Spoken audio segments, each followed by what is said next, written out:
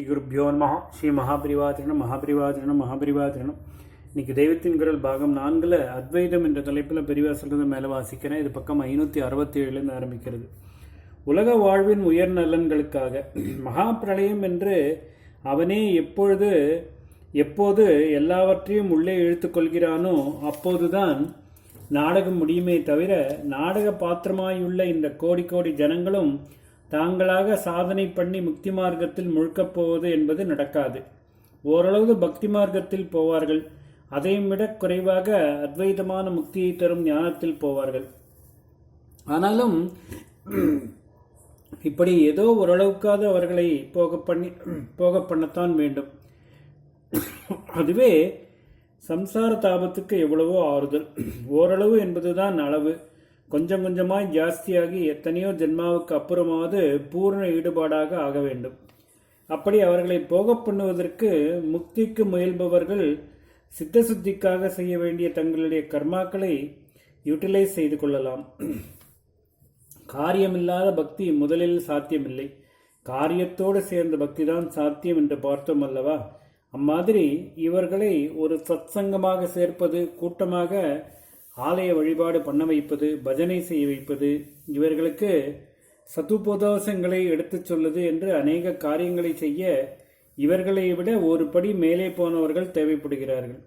சம்சார வாழ்க்கை நன்றாக அமைவதற்காக ஈஸ்வரனை பக்தி செய்வது என்ற அளவோடு நின்று விடுகிற இவர்களை விட சம்சாரத்திலிருந்து விடுபட விரும்பி அதற்கான சித்த சித்தி பெறவே கர்மாவில் ஈடுபட வேண்டியவர்கள் ஒரு படி மேலே போனவர்கள் அல்லவா?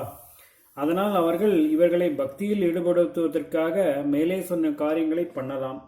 இது அவர்களுடைய சுயசித்த சுத்திக்கு உதவுவதோடு எல்லோருக்கும் பக்தியை பரப்புவதற்கான லோகோபகாரத்தையும் பண்ணுவதாகிறது.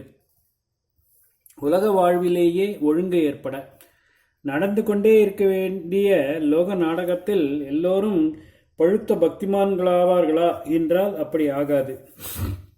அப்படி பழுத்து பக்தியிலே முக்திக்கு போக விரும்புவர்களாக அபூர்வமாக சிலர்தான் இருப்பார்கள்.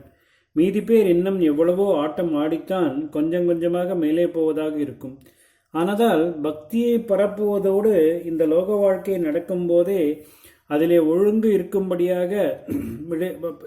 இருக்கும்படியாகவும் அது ஒரே அதர்ம பிரவாகத்தில் அடித்து கொண்டு போகாமல் தர்மத்தின் வழியிலே போய் இந்த ஒழுங்கை பெறும்படியாகவும், அப்புறம் லோகத்திலிருந்து லோகத்தின் காரண வஸ்துவில் சித்தத்தை திருப்பும்படியாகவும் செய்ய வேண்டும். நடைமுறையில் உள்ள லோக வாழ்க்கையே தாறுமாறாக போகாமல் சத்தியம், நேர்மை, அன்பு, தானம், தொண்டு முதலியவற்றால் சீர் பண்ணி தர வேண்டியதுதான் முதல் தேவை. இப்படி செய்வதுதான் தர்மம் என்பது.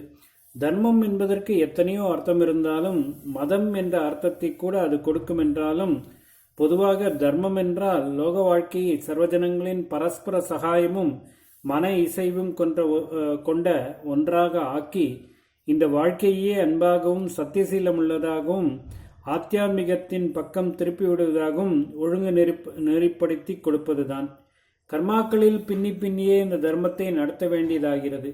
அதனால்தான் கர்மாவுக்கு பிராதானியம் கொடுக்கும் பூர்வ மீமாம்சா சாஸ்திரம் அதாத்தோ தர்மஜிக்யாசக, அதாவது தர்மத்தை குறித்து விசாரணை செய்வோமாக என்று ஆரம்பிக்கிறது.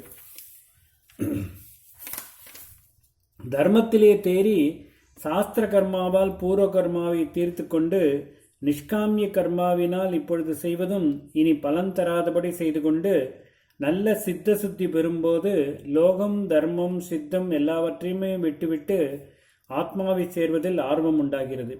அப்பொழுது நமக்கு உதவுகிற உத்தர மீமாம்சையாகிற ஞானசாஸ்திரமான பிரம்மசூத்திரம் அதாத்தோ பிரம்மஜிக்யாசக, பிரம்மத்தை பற்றி விசாரிப்போமாக என்று ஆரம்பிக்கிறது. லோக வாழ்க்கையின் ஒழுங்கு தர்மத்திலும் கர்மத்திலுமே இருக்கிறது என்று காட்ட வந்தேன். யாகம் பண்ணி அதன் மூலம் திவ்ய சக்திகளின் அனுகிரகம் உலகத்துக்கு கிட்டுமாறு செய்து நல்ல மழை, விளைச்சல் முதலியவற்றால் ஜனசமூகம் சந்தோஷப்படும்படி செய்வது, திவ்ய சக்திகளால் ஜனசமூகத்தின் சித்தத்திலும் நல்ல தன்மைகளை ஏற்படுத்துவது, யுத்தம் செய்து ஜனங்களை சத்துருக்களிடமிருந்து ரட்சிப்பது, ஜனங்கள் பயன்பெறுமாறு நானா சீமைகளில் உற்பத்தியாகும் பண்டங்களை ஒரு இடத்தில் சேர்த்து வியாபாரம் செய்வது, உழுவது, உடம்பால் சமூகத்துக்கு தேவைப்படும் இதர ஊழியங்களை செய்வது என்றிப்படி பல காரியங்களை செய்துதான் லோக வாழ்க்கை நன்றாக இருக்குமாறு செய்ய முடியும். இந்த காரியங்கள் யாவும் குளறுபடி இல்லாமல் நடந்து சமூக வாழ்வு ஒட்டுமொத்தமாக சீருடன் இருக்கும்படி பண்ண வேண்டும். இதையெல்லாம் கருத்தில் கொண்டே வர்ணங்கள், ஆசிரமங்கள், இது ஒவ்வொன்றுக்கும் ஒவ்வொரு விதமான டியூட்டிகள், அந்த டியூட்டிகளுக்கு அனுகூலமான ஆகாரங்கள், ஆச்சாரங்கள் என்றெல்லாம் சாஸ்திரங்கள் அழகாக வரையறை செய்து அமைத்து கொடுக்கின்றன. இவ்வாறு ஒவ்வொருவருக்கும் விதிக்கப்பட்டிருப்பதற்குத்தான் ஸ்வதர்மம் என்று பெயர். சுருக்கமாக சொன்னால் சகல ஜனசமூகமும் கொஞ்சம் கொஞ்சமேனும் பரமார்த்திகமாக போகும்படி பண்ண வேண்டும். ரொம்பவும் ஸ்லோவாகத்தான் இது நடக்க முடியும். ஈஸ்வரனுடைய லோக நாடகம் பாட்டுக்கு நடந்து கொண்டே இருக்கும் ஆதலால் ஏதோ கொஞ்சம் பேர்தான் தலைமுறைக்கு தலைமுறை அதிலிருந்து தப்புவது என்பது நடக்கும். ஆனாலும் மற்றவர்களையும் ஒரே இந்திரிய வெறியில் காரியம் செய்பவர்களாக விட்டு ஏகமாக பாப மூட்டையை, கர்ம மூட்டையை சேர்த்து கொண்டு சம்சாரத்தில் ஆழப் புதைந்து போக விடாமல் ஏதோ கொஞ்சமாவது நன்னெறிப்படுத்தி உயர்த்த வேண்டும். இதற்கு ஆரம்பம் சம்சாரத்தை விட்டு வெளியே வா என்று அவர்களை இழுப்பதில்லை.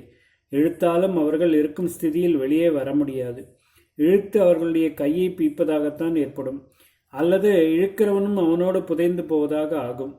பிரகிருதியை, அதன் வேகங்களை ஒருத்தன் நிகிரகம் செய்வதென்பது லேசில் சாத்தியமில்லை என்று பகவானே சொன்னதாக சொன்னேன் அல்லவா?